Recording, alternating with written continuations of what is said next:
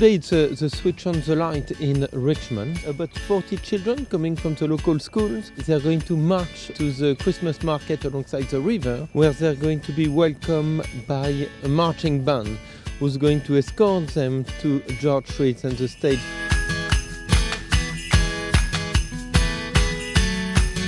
We will have fire blowers, some giant couple of choirs and one corporate choir. We will have Peppa Pig who's going to do the countdown, the switch on the light.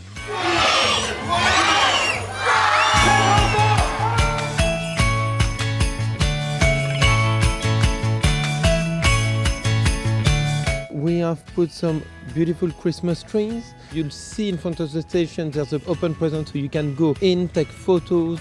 Last but not least, the firework.